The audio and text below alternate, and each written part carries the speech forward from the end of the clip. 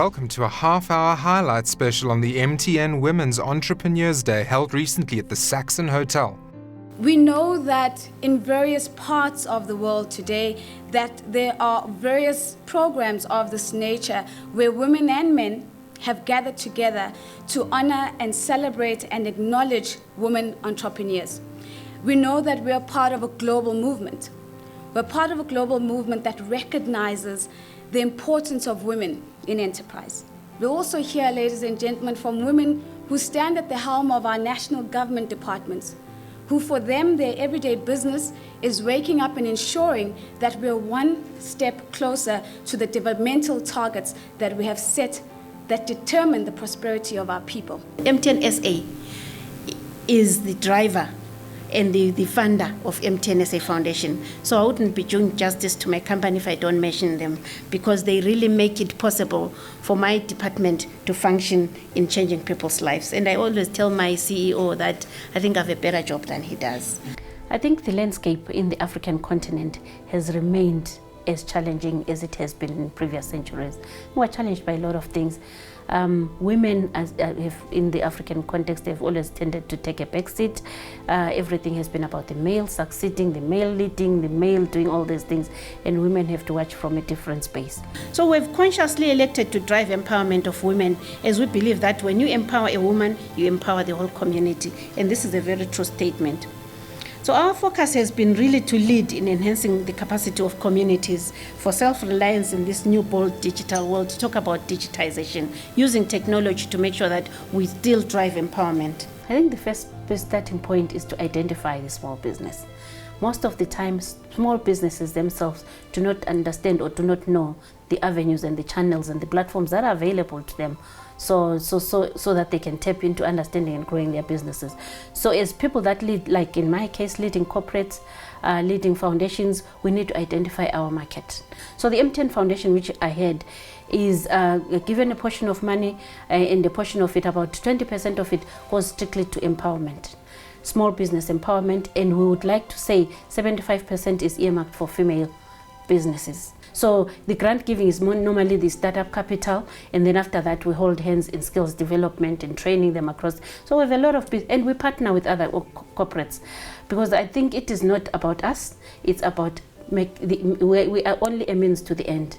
So we have really got a model that so far working. We've implemented this model for the last 3 years, and so far we've had very successful case studies. I think one of the key realizations in this space is it's about partnerships, it's about communication, it's about actively wanting to engage and actively wanting to change a situation. So you have to get a lot of buy-in. Unfortunately, now context buy-in is from deep grassroots to very high level national government. So your lobbying becomes very important. We have been successful because some of the projects that we've done are now multi-million-dollar businesses. We all learn from each other, and I think one of the most important things about a gathering like this is for you to build your networks. It's going to be the people sitting to your left and right and ahead of you. It's going to be the speakers. To build your networks, make the most out of the day, and that oftentimes is the most valuable takeaway. I was looking through some literature on the internet on the subject, and wouldn't you know it, Forbes magazine had an online article about Wendy Diamond. Supporting women entrepreneurs is about changing the mindset of women and girls around the world. It is about more than entrepreneurship, more even than just business. It's about empowering a woman in business, meaning she will gain financial stability and help address poverty. Diamond went on to say it will help her gain confidence, as a woman who runs a company might be less likely to allow men to make decisions for her. I'd like to conclude with a word or two to the women sitting in the audience and the women out at Constitution Hill. I hope still catching this streaming. You're going to really benefit from the presentations today. And I'd like to challenge everyone to take advantage of the new knowledge and the skills you'll acquire today, and then think from tomorrow, what are you going to do about it? I came across this poem, "The hand that rocks the cradle is the hand that rules the world." Female executive managers, for instance, measured a total of all the executives in corporate South Africa to be about 29%. It gets worse as you climb up the ladder. Women hardly reach 22% mark when it comes to directorship positions and make just over 9% of board chairpersons. Procurement policies that strongly support women, women-owned businesses, is driven where there is strong women leadership. I think generally it's the barriers that I don't think they are created, but at times they are there. As a woman or as a man, let's assume you're on the same level, you are both starting up, you're gonna have slightly more challenges as a woman generally. I think it's about the whole gender equality issues, where if I go and say I want to set up or develop a power plant as a woman, they're gonna look at you and ask, the first question is gonna be, are you an engineer? And the answer would be, no, I come from finance, no, go get an engineer. Whereas if it's perhaps at times, if it's a male, they're gonna say, okay, who have you partnered with? Rather than, changing the response completely on the other side. As IDC, we have networks, we have strategic technical partners that we will facilitate the introduction and make you a formidable force, and you are able then to take your project forward. So we don't just create the barriers, we see right through them, and I think lessons have helped. As I had said, we are 75 years, so we are imparting those lessons to make sure that we develop the next Dangote, who's a woman in South Africa. So I read a particular blog article. I mean, a lot of people have spoken about this bit of research that's been done over and over again about what differentiates kind of women leaders versus male leaders, right? In business and in the broader kind of space of the economy. And this confidence thing comes up, right? So we always talk about women are getting as many, if not more, kind of qualifications than men are, right? So more than half of university students are women. Women are more likely to apologize for things that aren't their fault. Women are less likely to take risks, and women are more likely to take criticism personally and less likely to consider themselves competent in their work, right? So I guess personally, the whole apologizing for things that aren't your fault, I recently had a really weird, interesting situation or experience where it asked me to question myself. So standing in front of the mirror in my bathroom, and I have a towel hanging up, and the towel fell to the ground. And literally as it fell down, I said, oh, sorry. I apologized to a towel. How many times do we kind of point out a problem that is outside of ourselves and make that the deal, right? So if we were having this conversation back in the 50s, I'd understand. If the conversation was, oh gosh, there's no opportunity and there's this blockage and there's that going on and that's why I can't make this happen or that's why I'm not successful, it would be fundamentally different. But it's 2015. People with confidence are people who make things happen. It's not just about talking the talk, right? So yes, you can be kind of the most vocal people in a room, and that helps to a certain extent. But if you're not making and delivering results, how far are you going to get still kind of talking the talk without delivering? Having information is no longer enough. Everyone has information. My brother on his cheap little phone can Google and has access to every bit of information in the world. The question is, who's applying that knowledge and doing something with it? The thing that I never knew about the company that I work for was First Rand was started with 10,000 Rand and 3 guys.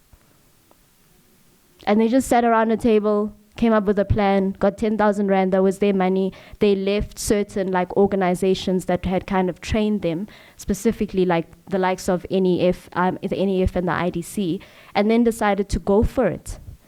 And today that's an organization that employs close to 40,000 people.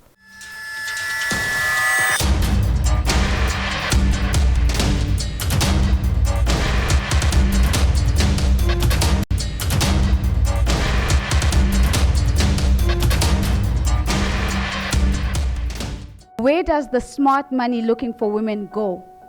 And I think that's the essence that we're trying to get to. The money trail that is supposed to be focused on women, where is it going, where is it coming from, and women in what spaces are getting it? What's the investment community looking to hear before they put their dollars behind women? It's been an interesting one for us. We've been running a fund that focuses on investing in women since 2008.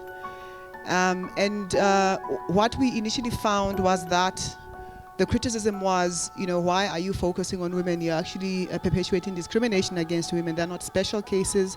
They need to be viewed with the same eye as any other investment opportunity. The private equity sector is a male-dominated industry.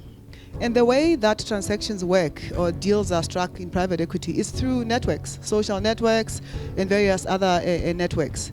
And these networks could be in the bar, they could be at the soccer stadium, they could be on the rugby field. And the women are not there. The women are having kitchen parties, we have stock fails, we do church meetings and things like that. It's not a criticism, that's just where we are. And we shouldn't be ashamed of it, that's just where we are. So what we found is that the lack of sufficient women in private equity, being both fund managers and owning their own funds themselves, but also being professionals, is actually one of the biggest challenges that women face. We are going to go to where the women are. That's why I'm here today, because I knew that there would be women here. Because it's an opportunity for us to actually explain, what this capital class is and how it can influence and grow your business. What makes it difficult for us to form those networks in the spaces that we are and open doors and let each other in? And if those things are happening, how do we grow them to scale so that there is a woke code that exists? Because essentially, I think boys' clubs are built on the fundamentals of the bro code. We need to very deliberately and consciously decide that we want to have an ecosystem that is supportive of us actually becoming successful as entrepreneurs. It has been done the world over. We've seen very good examples. You go to the Silicon Valley. That's an ecosystem that works, and you can see the results thereof. I mean, those guys essentially are running the world if you think about it. How are women performing? Those who have received funding, have we made good with the money that the IDC has put behind us? I think we're trying, but honestly, we're not at the level where we can celebrate our success as women. I head up the Industrial Infrastructure Sector Business Unit. We fund energy projects, transport projects. I'm hardly seeing a woman participating in those projects. We actually made it a conscious decision that in our industrial development initiatives, we will set aside 600 million this year to fund women. We have a target of 14 billion. So even if we were to achieve that 14 billion, if we have not invested 600 million, we will be penalized. That's the expectation of our shareholders, government. And as a result, IDC is conscious that we want to invest. We're not far, I'll be honest. I don't think we're even sitting at 100 million. That's to demonstrate the challenges that women are facing. Sis Lizak, are the projects that women are bringing to the table bankable? They are bankable. IDC, we take the risk. We're probably one of the DFIs that take an early risk. We put in risk capital. We walk the walk with you. We provide the non-financial support. I think it's more at times, it's about wanting to operationally involve. Some of the challenges is lack of operational involvement. We tend to be comfortable to own businesses, have an office here in Sandton, and you have a shareholding in a mine in Limpopo, you hardly see it. And unfortunately, I'll go back to gender, men are able to take those risks. Just give us a sense of what does the picture look like on the Johannesburg Stock Exchange when it comes to companies that are strategically focused on investing in women, and is this a picture that is encouraging, and is it a picture that is changing for the better? From the listed companies' point of view in South Africa, we have almost 390 companies listed, and less than 4% boast female CEOs. So women, a lot of women who get to university level now, there's almost an even split between men and women in university. But what happens to this caliber of women straight after university? So my question and the place that I'm in now in terms of the position that I'm in the company, and also looking around me to see how we empower women and how we bring them up, is there's a lot of talk about how we empower women. There's lots of formalized programs, there's lots of ideas, but as we've seen, the world over, we're still having issues of actually materializing to say women have a strong enough voice. In terms of the power that women do command, we are well educated, we're well connected, and we are empathetic. And empathy is not necessarily a weakness in terms of how we we attribute our skills. One of the good or the highlighting points is we've acknowledged that there's money coming into the fore supporting women. But guys, it'll never be enough to advocate issues of poverty or skills resourcements, etc. So it's left in the hands of women where this wealth is coming into, where the voice is being heard to say, we actually need to be smarter, change some of our conversations of now saying we need to generate wealth from wealth to sustain the next generations. I've picked up a report from Grant Thornton, I think it was last year, and this report says women who are employed in companies led by women are more unlikely to succeed and to be happy. And I thought that was a crazy and a really difficult piece of research to engage with. And so my question then becomes, even where we are seeing pockets of excellence, where women are at the helm, are they looking at the development of their own pipeline through a gender lens? It was quite empowering for me to see I'm coming to an environment where there's women ahead of me that have actually succeeded. And I'd like to think that they'd be quite empathetic to my situation of a woman in the environment that I operate in, but also very supportive of recognizing ambition, talent, and promoting it. So I don't necessarily believe you have to be unhappy, but I do believe women are emotional beings. I mean, we don't get termed with PMS for nothing. There is some hormones that come into being. So the question is, I think women need to become more intelligent and more tactful in the way we channel our emotions, so that we do not come across as being too soft or too volatile. We come across as being quite opinionated, confident, and strong. And I think that's the next step for us. I was being very cheeky with that answer, with that question, and you've just raised the bar in terms of the response. So thank you for that. Just remind us again, beyond just the money, beyond just the finance, what is it going to take to ensure that women entrepreneurs are as successful, if not more, but also that they then have sustainable businesses that can survive beyond seed capital? We don't need to continue hearing from institutions, we're committed to women, we're going to allocate 600 million. Well, that 600 million is not going to work. It's not going to be utilized if we as entrepreneurs, whether we're women entrepreneurs, and we don't have to have all women teams. I was thinking that I should do an analysis of the 1,000 entrepreneurs. Yes, there are 30% of them are women-led, yeah? But actually it would be interesting to see how many in the 70% there are women in that business, yeah? A business is not a one-person show. A business is 3 or 4 people who've come together with different set of skills. And I think self-education, I think educating ourselves about the financial landscape, the financial ecosystem, and then seeing when your business idea is ready to take advantage of that opportunity.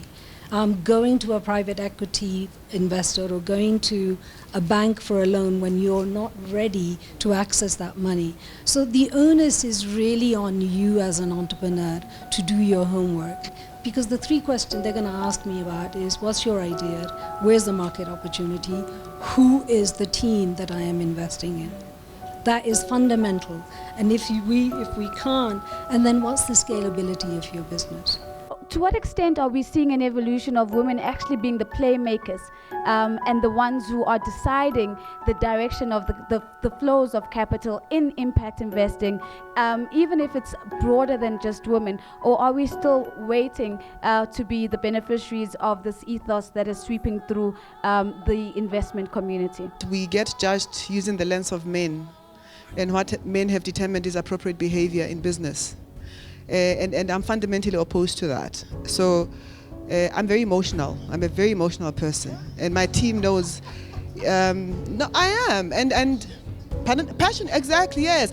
I always say to them, my business is my baby. If anything happens to my baby, as a mother, I will respond appropriately. Having at least 30% of women in executive positions actually contributes 45% to the bottom line. So companies that had 30% or more women in executive positions had 45% more profitability compared to their peers. My experience is that women are the most risk averse. So when we've gone to DFIs, and I'm talking to international, European, US, even the African Development Bank, as well as here at home, they gave me money, by the way. We deserve to be at the table. They just haven't known where to find us. They just haven't known how to speak to us. So the important role that women like her play is, now that I have met her here today and I can exchange a card, when I say to her, I need to talk to the IDC, she will make sure that I meet with the CEO. She will make sure that I meet with the relevant people. She should also make sure that I understand what they're looking for, so that when I then go and meet with those people, then I'm much more prepared. She's not there to go and twist the rules for me. If you walk in with a dud idea, it takes literally in the film industry, you have 3 minutes to pitch your story, right? And one series I pitched from one end of a corridor to another, to the controller of BBC. I said, I want to go and film across the Middle East during the Gulf War in 1991. I want to commission 4 filmmakers from that region. By the time we reached the end of the corridor, he said yes. I went away and got my money and made the films, yeah? We have to open our own doors as entrepreneurs, right? Another one, I had spent years making films, producing films, raising money. I then had this one thing that I felt that I hadn't done, which was to set up a film fund, yeah? So I opened the door. I wrote to the chairman of this particular media company. I said, so it's my idea that opened the door. The idea was I want to set up a World Cinema Fund. And within 6 months, I'd set up a fund. I'd mastered the language that the men, and they were all predominantly men, yeah? But I didn't change myself, right?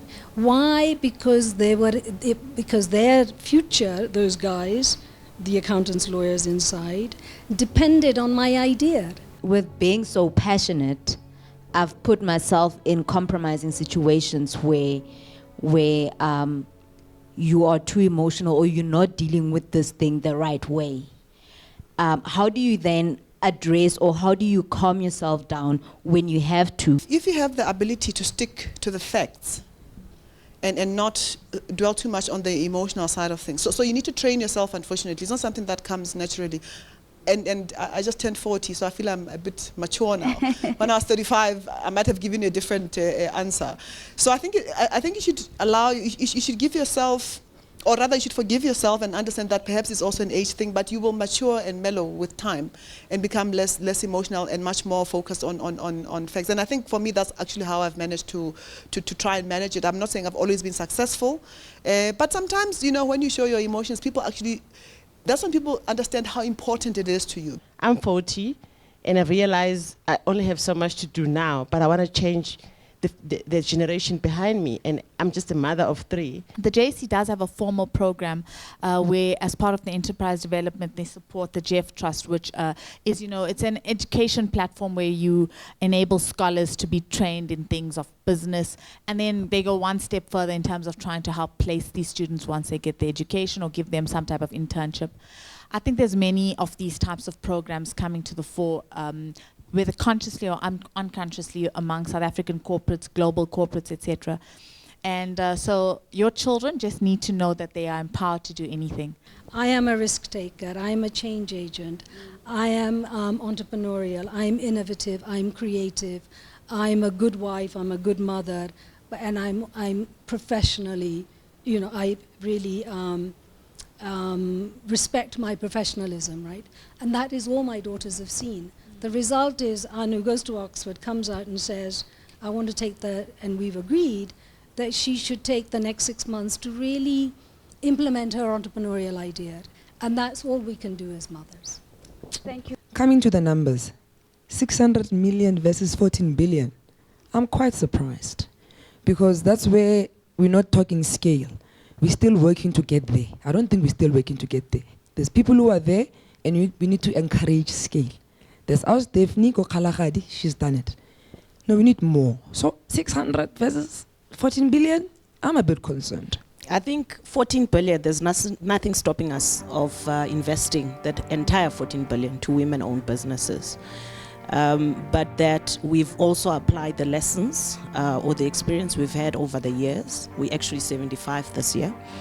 To a point that we felt we needed a deliberate strategy, a target, and set aside 600 million, as we've done with Black Industrialists. We've set aside 3 billion to make sure that we actually achieve what we want to achieve. So it could be 14 billion.